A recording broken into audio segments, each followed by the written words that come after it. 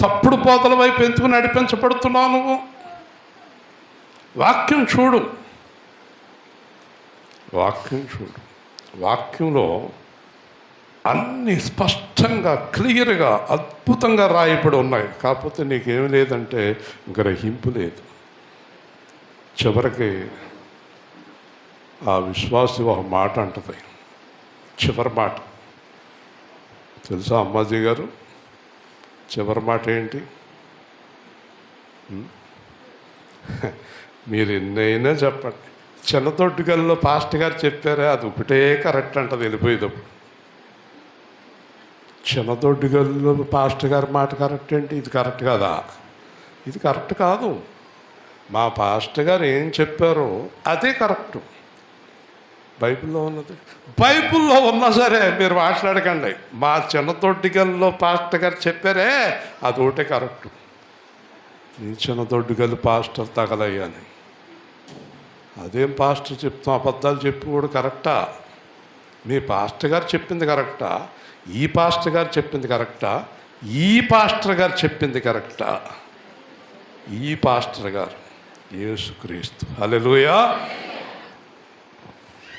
భలే భలే మాట బైబిలు మాట, భలే భలే మాట యేసు మాట, భలే భలే మాట బైబిలు మాట, భలే భలే మాట యేసు మాట.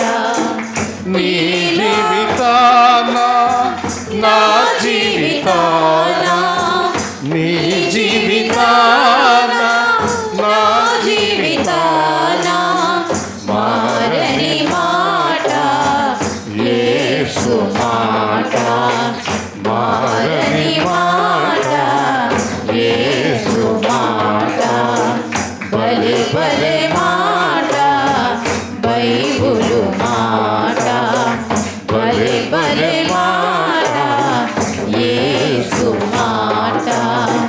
ఈ లోకాన పరలోకాన, ఈ లోకాన పరలోకాన మారని మాట యేసు మాట, మారని మాట యేసు మాట. ఒక్కసారి అర్థం చేసుకోండి.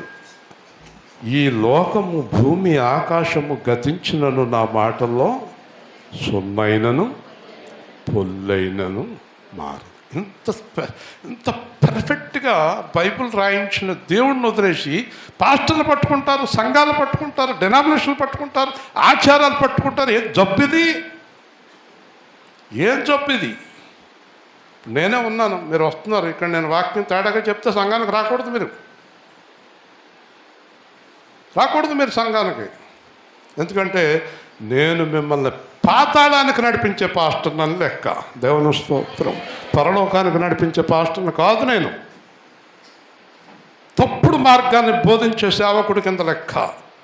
అందుకే మీకు వాక్యం తెలియాలి. వాక్యం తెలాలంటే మీరు దేవుడితోటి ఏకం కావాలి, ప్రభుతో ఏకం కావాలి, ప్రభు ఆత్మ మీలో ఉండాలి.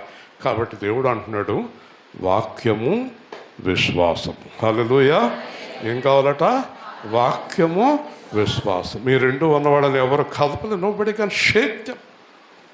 వాక్యంలో విశ్వాసంలో ఉన్నవాళ్ళని ఎవ్వరు మార్చలేరు. ఒక ఆవిడ హైదరాబాద్ నుంచి పరిగెత్తుకొచ్చింది. పాస్టర్ గారు 1000 ఏళ్ళ పరిపాలన అయిపోయిందంత.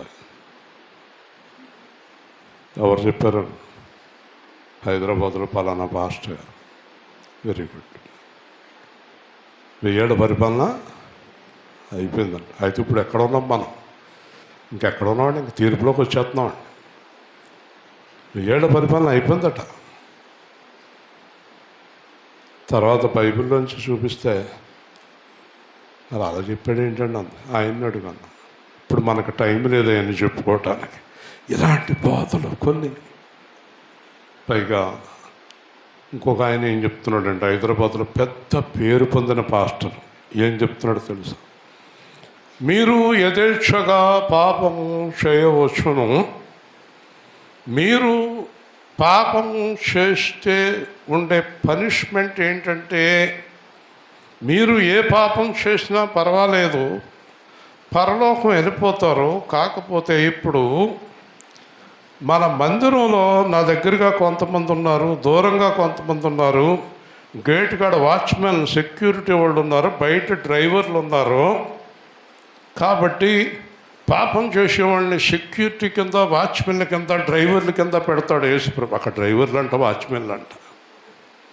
పాపం చేసేవాడిని అంటే దూరంగా ఉంచుతాడంట. పాపం చేసినా కూడా పర్వాలేదు, పరలోకం మాత్రం వెళ్ళిపోతారట. ఆహా, ఏమి పోద, ఎంత అద్భుతమైన పోద. అప్పుడు నేను ఆవిడకి తీసి ప్రకటన గ్రంథంలో చూపించాను. వీళ్ళు పరలోకం వస్తారని రాశాడా ప్రభు? మరి ఇదేంటండి, యేసుప్రభు ఎలా చెప్పాడు, ఆయన అలా చెప్తున్నాడు అంటుంది.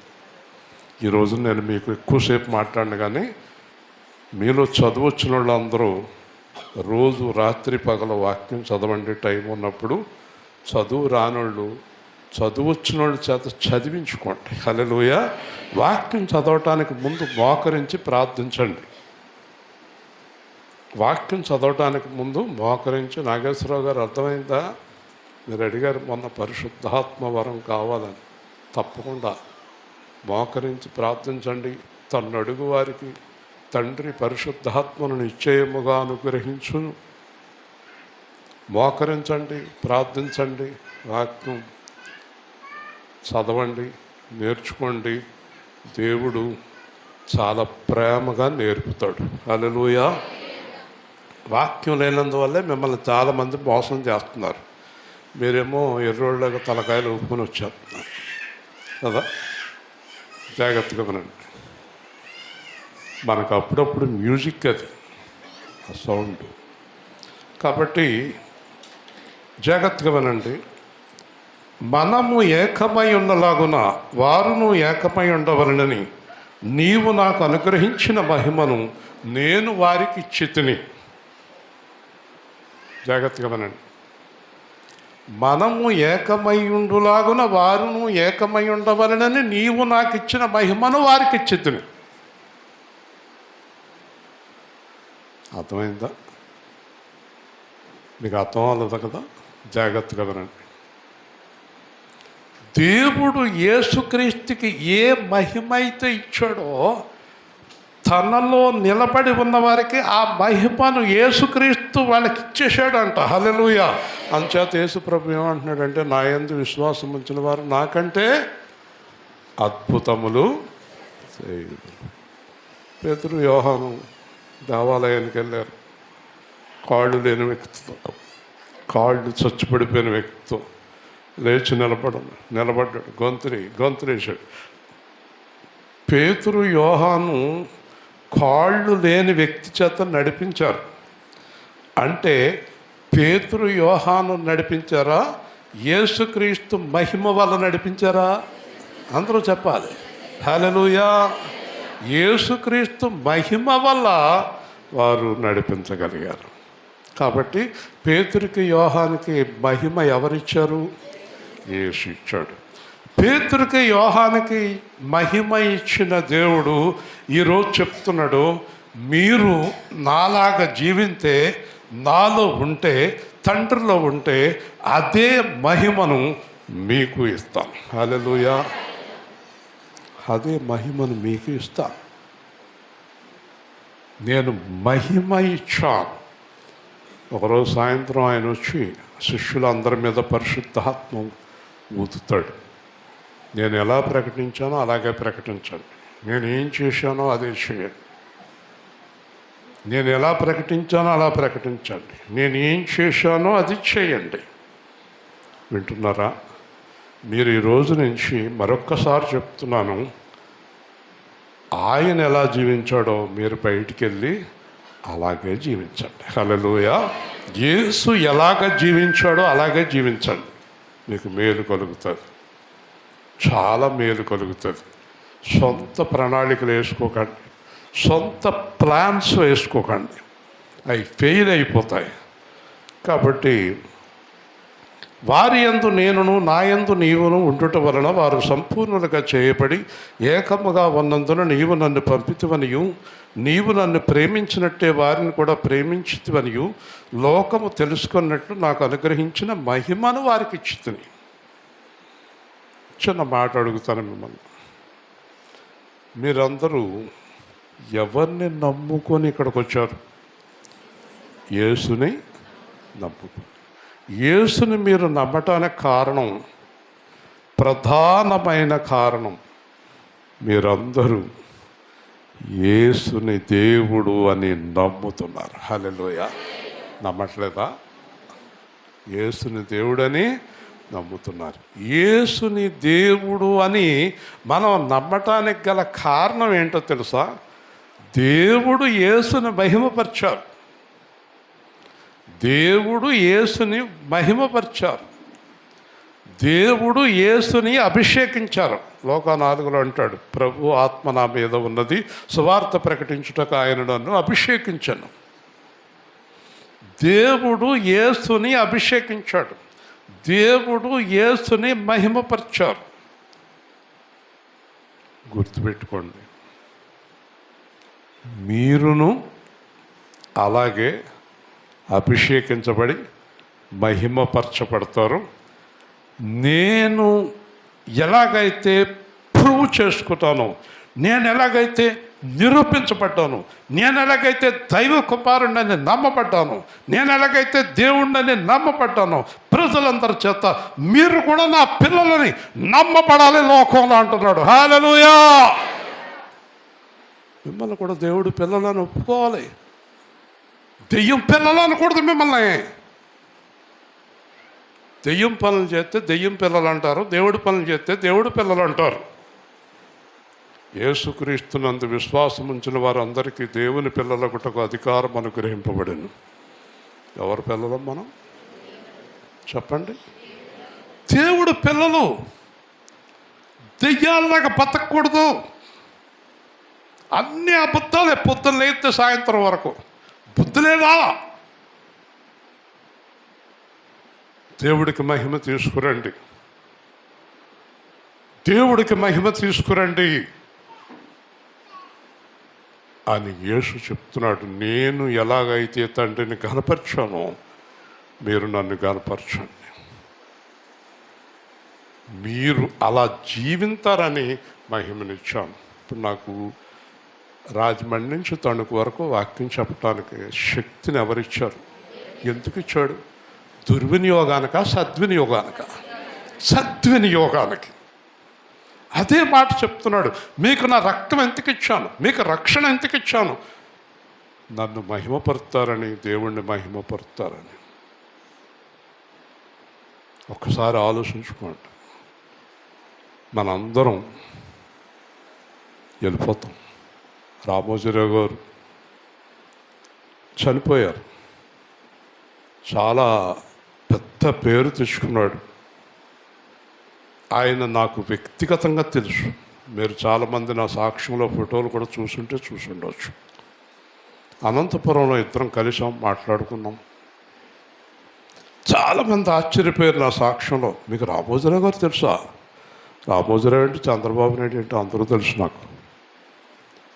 కానీ ఒకటి గుర్తుపెట్టుకోండి, లక్షల కోట్ల ఆస్తి, పేపర్లు, ప్రపంచాన్ని అన్నిటినీ వదిలి వెళ్ళిపోయాడా? మాట్లాడరేంటి? వెళ్ళిపోయాడా? గ్యారంటీ అయినా వెళ్ళిపోయాడు కదా. ప్రపంచంలో అంత పేరు పొందిన రామోజీరావు ఒక తరాన్ని శాసించినటువంటి రామోజీరావు యేసుని ఎరగడు. ఎవరిని ఎరగడు? చెప్పండి. యేసుని, జీవం గల దేవుణ్ణి ఎరగడు. నీకేమీ లేదు, రోజుకు 100 రూపాయలు కూలి తెచ్చుకుని బతుకుతున్నావు. ఇక్కడ ఉండేవాళ్ళు కొంతమంది బాగా లేని వాళ్ళు ఉన్నారు.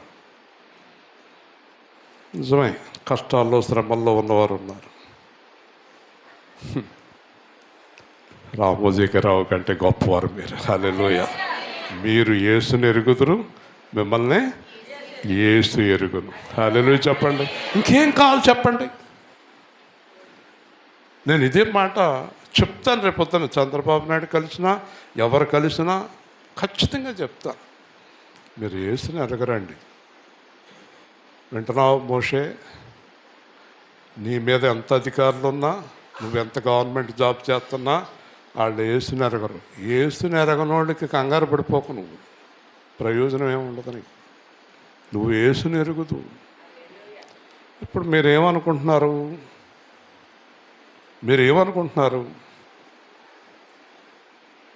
మీలో ఉన్నవాడు ఈ లోకములో ఉన్నవారందరికంటే హల్లెలూయా చెప్పండి. మీరు ఎంత అతిశయించవచ్చండి. ఒకసారి నన్ను కొంతమంది చూసినప్పుడు నేను కొంచెం నాకేం గర్వం ఉండదు, కానీ చూడటానికి అలా కనిపిస్తాం. కానీ ఒకవేళ అతిశయం అంటూ ఉంటే కనుక పౌలు చెప్పినట్టు నా అతిశయం యేసుక్రీస్తే. హల్లెలూయా. 25 సంవత్సరాల కిందట నా భార్య దగ్గరికి వచ్చి ఎవరైనా మాట్లాడుతుంటే నా భార్య నా పిల్లలు తల ఉంచుకునేవారు. తల దించుకునే పనులు చేసి వాళ్ళ తల దించుకునేలాగా చేశాను నేను. 25 సంవత్సరాల కిందట ఎవరైనా ఇంటికి వస్తే ఆవిడకి గుండెలు డమడమ్మ కొట్టుకునే నా భర్తను ఏమంటారో అని. నా పిల్లలు ఎవరైనా బయటకు వచ్చి ఆగితే లోపల కంగారు పడిపోయేవారు.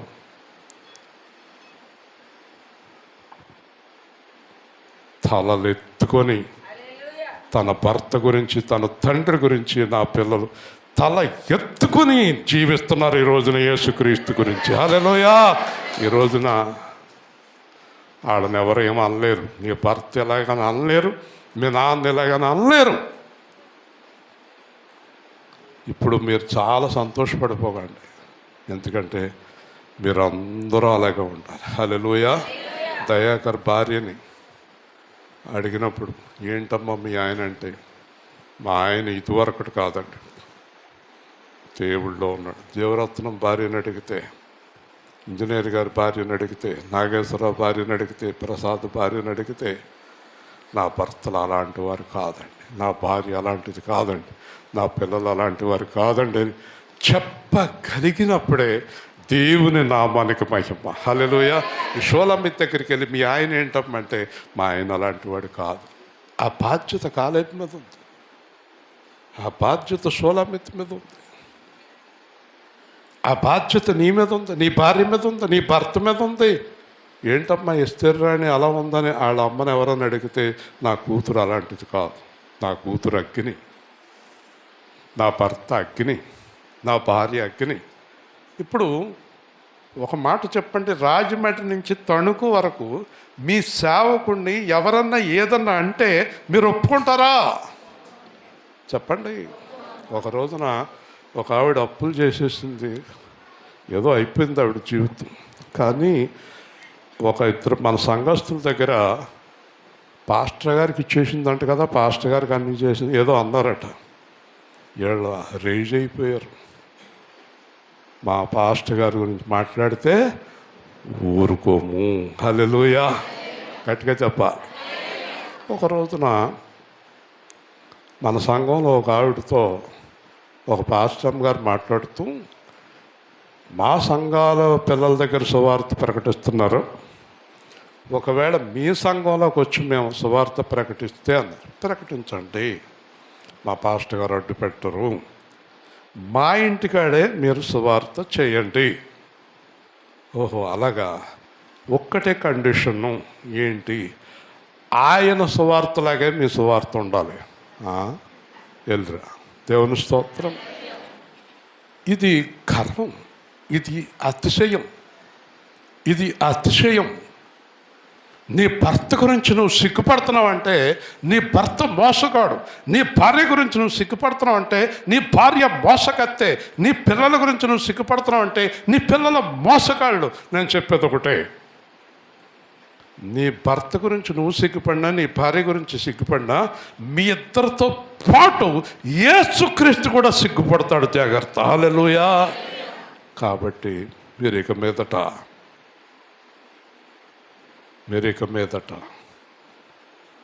దేవుడు సిగ్గుపడకుండా, మీరు సిగ్గుపడకుండా కొత్త జీవితాన్ని ప్రారంభించండి. హల్లెలూయా, హల్లెలూయా, హల్లెలూయా.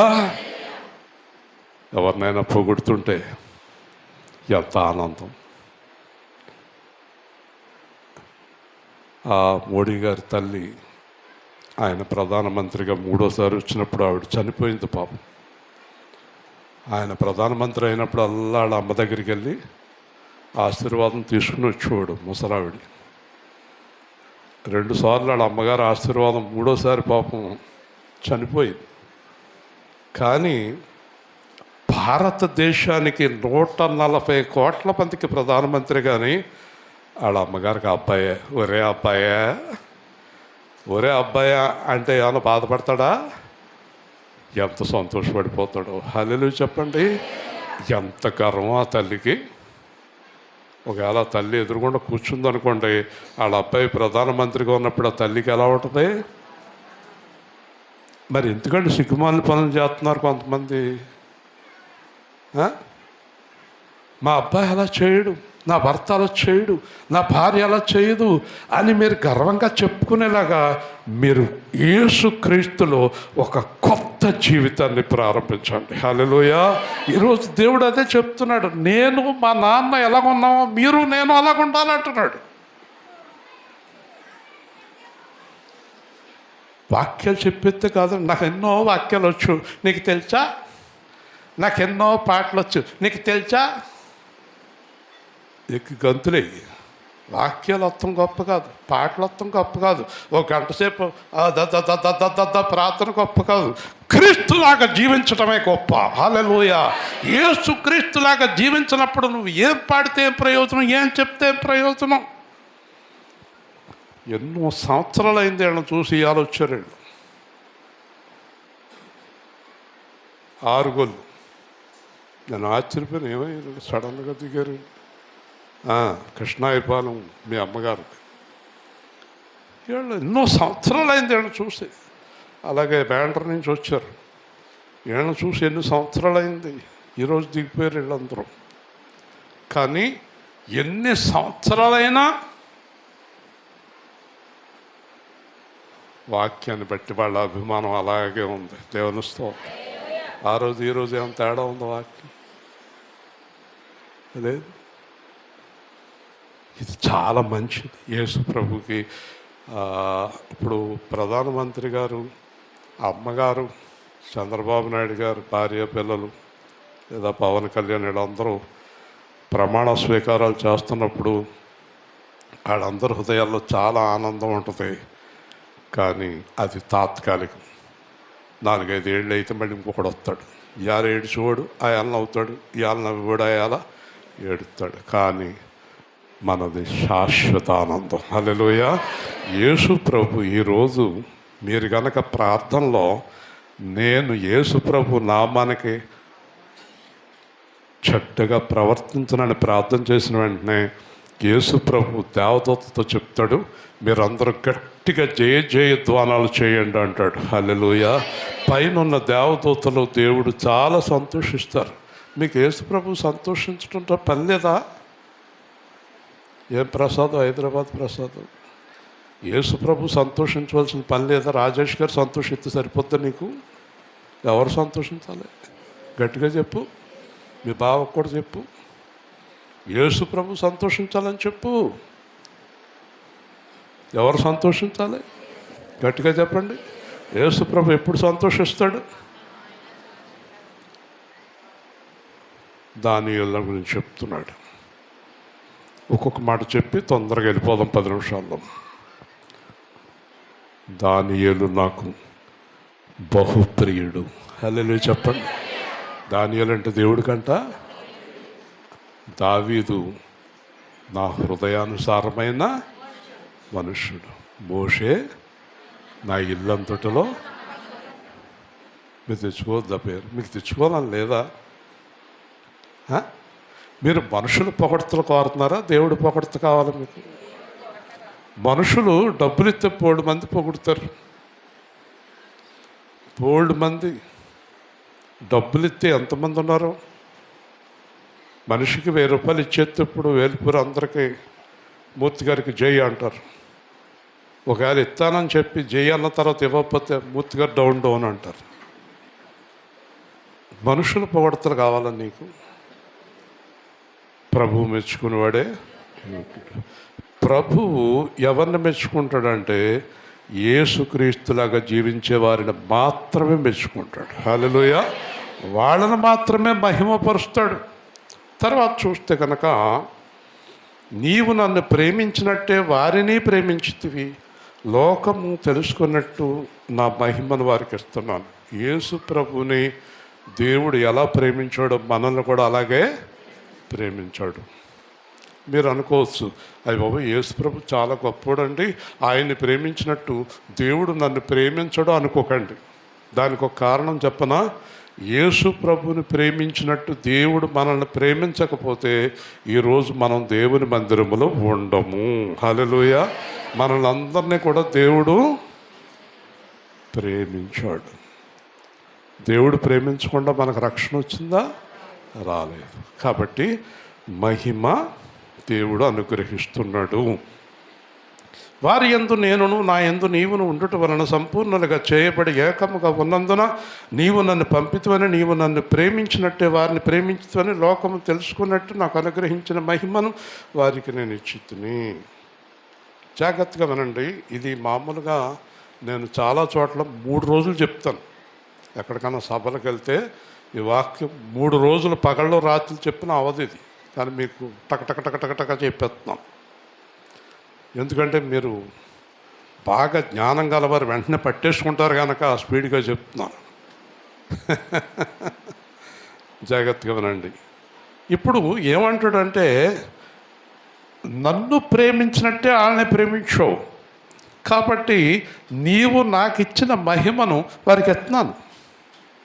నన్ను ప్రేమించినట్టే వాళ్ళని ప్రేమించావు నువ్వు, లేకపోతే నా దగ్గరికి రారు.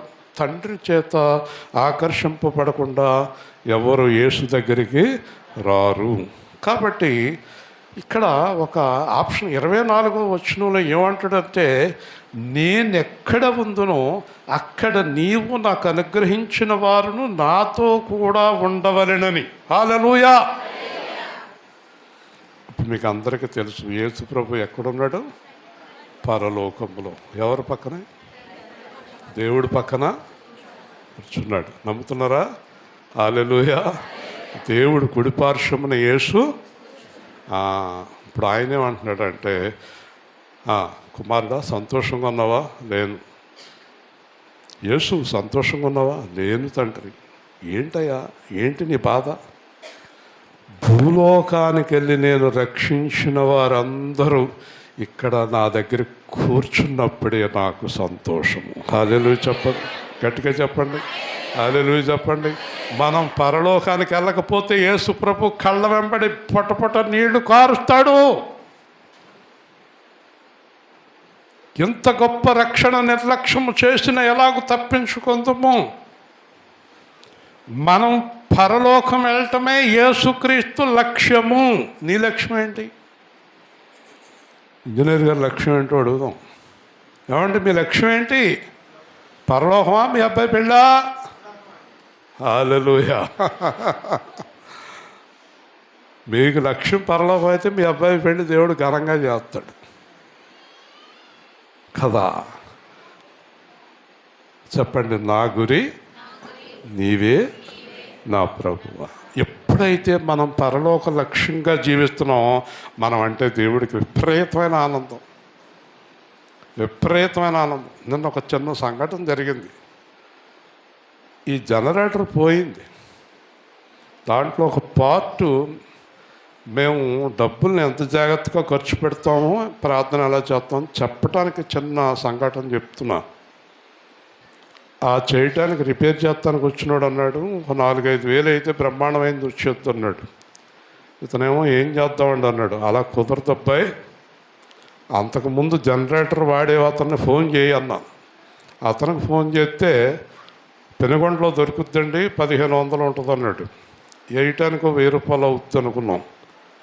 సరే నేను అన్నాను, పెనుగొండ ఫోన్ నెంబర్ తీసుకుని ఫోన్ చేసి వెళ్ళంటే నెంబర్ లేదన్నాడు. డైరెక్ట్గా పెనుగొండ వెళ్ళిపోయాడు. వెళ్ళిపోయి అంతా నెలికేశాడు. మొత్తం మీద ఎప్పటికో దొరికాడు. అతని దగ్గర లేదు అన్నాడు. అప్పుడు ఫోన్ చేశాడు నాకు, ఏమండి ఇలా అయిపోయిందండి, తీరా వెళ్ళి అన్నీ తిరిగాను కానీ దొరకలేదు. సరే నువ్వు బయలుదేరి తణుకు వెళ్ళమన్నాడంట. తణుకు బయలుదేరి అన్నాను. అన్న వెంటనే మోకరించాను. అతను వెళ్ళిపోమన్నాను, నేను మోకరించేశాను. 5 నిమిషాలు ప్రార్థన చేశాను. ఆ జనరేటర్ పార్ట్ దొరికి రేపు పొద్దునకి రెడీ అయ్యి అక్కడ ఆడుతూ ఉండాలి ప్రభు అని. హల్లెలూయా. వెళ్ళాడు తణుకు. రాత్రి ఫోన్ చేశాడు, పట్టుకున్నాడు. ఆ పార్ట్ ఖరీదు 1200. మళ్ళీ ఆ పార్ట్ వేయాలి కదా, వేస్తానికి 1000 రూపాయలు అడుగుతాడు. అప్పుడు అతను అన్నాడంట, అది పెద్ద పనేం కాదు, వీడియో కాల్ చేయండి, అది ఎలా బిగించాలో వీడియోలో చూపిస్తాను మీకు అన్నాడంట. పొద్దున్న మోషే విశ్వాసరాజు ఇక్కడ కూర్చుని అతనికి వీడియో కాల్ చేసి అంత బిగించేశారు. 4000 అయ్యేది 1200 అయిపోయింది దేవుని ప్రార్థన వలన. హల్లెలూయా. అంతేకాదు విశ్వాసరాజు యొక్క పట్టుదల వలన. అదే అన్నాను ప్రేమ కుమార్ తోటి, విశ్వాసరాజు తప్ప ఎవరు చేయరు అలాగని చెప్పాను.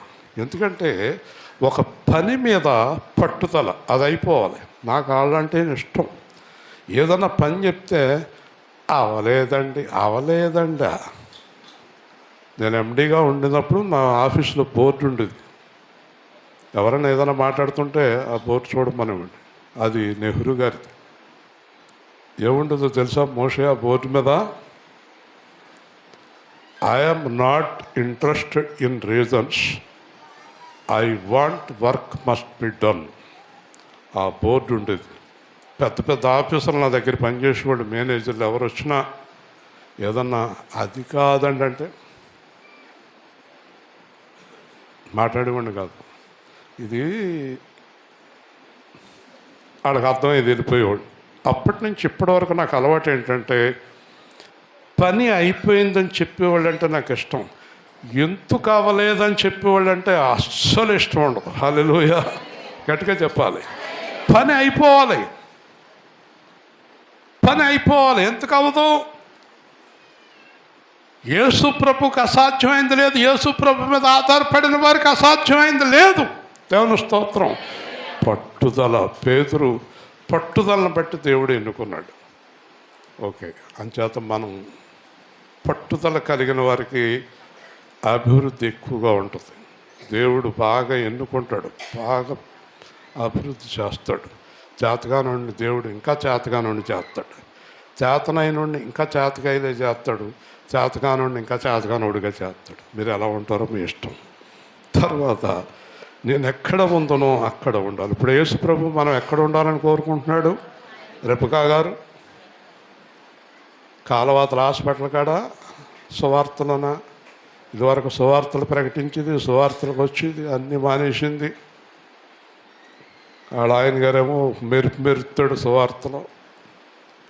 మీ ఆయన గారేరమ్మా వింటున్నారా? కాబట్టి యేసు ప్రభు మనం అందరం ఎక్కడ ఉండాలని కోరుకుంటున్నాడు? ఇంజనీర్ గారు చెప్పండి. పరలోకములో. హల్లెలూయా. మనందరం ఈ దేహాన్ని విడిచిన తర్వాత ఎక్కడికి వెళ్ళిపోవాలి? పరలోక సంబంధులుగా అయిపోవాలి. ఇక్కడే జీవించాలి. అలాగే యేసు ప్రభువు ఏమంటాడంటే, ఇక్కడ యథార్థంగా జీవించే వాళ్ళందరినీ అక్కడ నమోదు చేసేసుకున్నాడు. హల్లెలూయా. మీ పేర్లు జీవగ్రంథంలో వ్రాయబడినవి. 2001 జూన్ 25 పొద్దున్నే నాకు దర్శనంలో చెప్తున్నాడు, మీ పేర్లు జీవగ్రంథంలో వ్రాయబడినవి. హల్లెలూయా. ముగించేస్తున్నాను. నీతి స్వరూపుడవగు తండ్రి జగత్ పునాది వేయబడక ముందే నన్ను ప్రేమించావు. మనలను దేవుడు మనం పుట్టకముందే క్రీస్తులో ఏర్పాటు చేసుకున్నాడు. హల్లెలూయా. పుట్టకముందే మనకు తెలియదు, అంతే. కొంతకాలం అటు ఇటు తిరిగాం, తెలీదు. కాబట్టి దేవుడు స్వరూపం ఏం స్వరూపం అంటే చెప్పాలి? నీతి స్వరూపం. దేవుడు ఎవరు? నీతిమంతుడు. ఆ రూపం ఏంటి? నీతి. కాబట్టి నీతి స్వరూపుడమైన తండ్రి పిల్లలమైన మనము నీతి విడిచిపెట్టొద్దు. హల్లెలూయా. ఏం విడిచిపెట్టొద్దు? నీతి విడిచిపెట్టొద్దు. లోకము నిన్ను ఎరుగదు, నేను నిన్ను ఎరుగుదును, నీవు నన్ను పంపితువని మీరు ఎరుగురు. ఇప్పుడు చూడండి, రామోజీరావు గారి గురించి చెప్పాను. లోకంలో చాలామందికి యేసుక్రీస్తు ఎవరో తెలుసా? దేవుని కుమారుడు అని తెలుసా? తెలియదు. మనకి ఎంత ధన్యత. హల్లెలూయా. మనకి నిజమైన దేవుడు ఎవరో తెలుసు, వాడికి తెలియదు. జాలి పడాలి. మనం చేయగలిగింది ఏమీ లేదు, ప్రార్థించాలంతే. జాలి పడాలి, ప్రార్థించాలి. దూషించకూడదు, విమర్శించకూడదు. జాలిపడి ప్రార్థించినప్పుడు కొందరు దేవుళ్ళలోకి వచ్చే అవకాశం ఉంటుంది. అది దేవుడే చూసుకుంటాడు, మనకు సంబంధం లేదు. సువార్త ప్రకటించాలి, క్రీస్తు గురించి అందరికీ చెప్పాలి. నీవు నా యందుంచిన ప్రేమ వారి యందు ఉండినట్లు, నేను వారి యందు ఉండినట్లు వారికి నీ నామం తెలియజేసింది. చూసారా? దేవుణ్ణి వాళ్ళను కూడా నన్ను ఎలాగ ప్రేమించావో వాళ్ళను కూడా ప్రేమించు. నువ్వు ఎవరినైతే ప్రేమిస్తున్నావో వారిలో నన్ను స్థాపించు. హల్లెలూయా. ఎంత బాగుంది. అర్థమైంది మీకు? నన్ను ఎలా ప్రేమించిన వాళ్ళని కూడా అలాగే ప్రేమించు. నాలో ఎలాగైతే ఉన్నావో వారిలో కూడా అలాగే ఉండు. హల్లెలూయా. ఏం ప్రార్థన, ఏం ప్రార్థన అండి. ఎంత అద్భుతమైన ప్రార్థన యేసు చేశాడు. నేను వారి యందుండునట్లు వారికి నీ నామం తెలియజేస్తుంది, ఇంకాను తెలియజేసేదాను. ఇప్పుడు మీరు ఒకటి ఆలోచించండి. కొన్ని వేల సంవత్సరాల నుంచి వాక్యం కొన్ని కోట్ల మంది దైవజనులు, కోట్ల మంది విశ్వాసులు బోధిస్తున్నారు ఒకే బైబిల్. ఎంత ఆశ్చర్యం. ఒక్క బైబిలే, ఒక్క 66 పుస్తకాలే ప్రపంచమంతా బోధింపబడుతుంది.